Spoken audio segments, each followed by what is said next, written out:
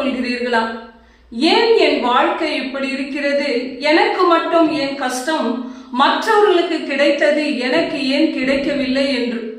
சங்கீதம் 16:6 தாவீது இப்படியாய் சொல்லுகிறார், நேர்த்தியான இடத்தில் என் பங்கு உண்டு, ஆம் சிறப்பான இடத்திலே என் சுதந்திரம் உண்டு என்று சொல்லுகிறார்.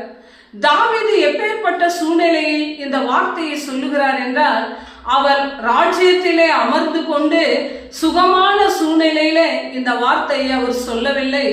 அவர் வேதனையிலும் பிரச்சனையின் மத்தியிலும் அவர் ஓடிக்கொண்டிருந்த பொழுதும் எதிரிகளின் நடுவிலும் என் பங்கு நேர்த்தியான இடத்தில் உண்டு என்று சொன்னார்.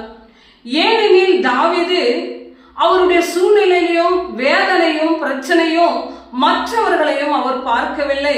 அவர் பார்த்தது தேவனை மட்டும்தான். அதனால்தான் என் பங்கு நேர்த்தியான இடத்தில் உண்டு, என் சுதந்திரம் சிறப்பான இடத்தில் உண்டு என்று தாவீது சொன்னார். தாவீது ஆடுகளை மேய்த்து கொண்டிருந்தார், அதுதான் அவர் வாழ்க்கை என்று தெரிந்திருக்கலாம். ஆனால் தேவன் தாவீதுக்கான பங்கை ராஜ்யத்தில் வைத்திருந்தார். யோசேப்பு சிறைசாலையில் அடைக்கப்பட்டிருந்தார், அதுதான் அவர் வாழ்க்கை என்று நினைத்திருக்கலாம். ஆனால் தேவன் யோசேப்புக்கான பங்கை அரியாசனத்தில் வைத்திருந்தார். இயேசு கிறிஸ்துவும் அடிக்கப்பட்டு சிலுவையில மரித்தார் என்பதை தான் எல்லாரும் நினைத்து கொண்டிருந்தார்கள். ஆனால் தேவனோ இயேசு கிறிஸ்துவின் உயிர்த்தெழுதலின் மூலம் அவர் மகிமை பெற வேண்டும் என்பதற்காக தேவன் அங்கே கிறிஸ்துவுக்கான பங்கை வைத்திருந்தார். பிரியமானவர்களே, உங்கள் வாழ்க்கையில கூட துன்பத்தின் மத்தியிலும் பிரச்சனைகள் வரும்பொழுது நீங்கள் உங்களுக்குள்ளே வருத்தப்பட வேண்டிய அவசியம் இல்லை.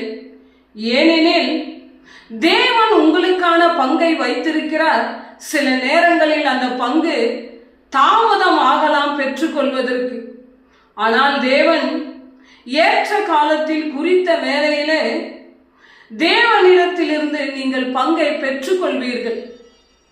தேவன் உங்களுக்காக வைத்திருக்கின்ற பங்கு நேர்த்தியானதும் அழகானதும் பாதுகாப்புமானதாக இருக்கிறது. நீங்கள் அந்த பங்கின் மூலம் திருப்தி அடைவீர்கள்.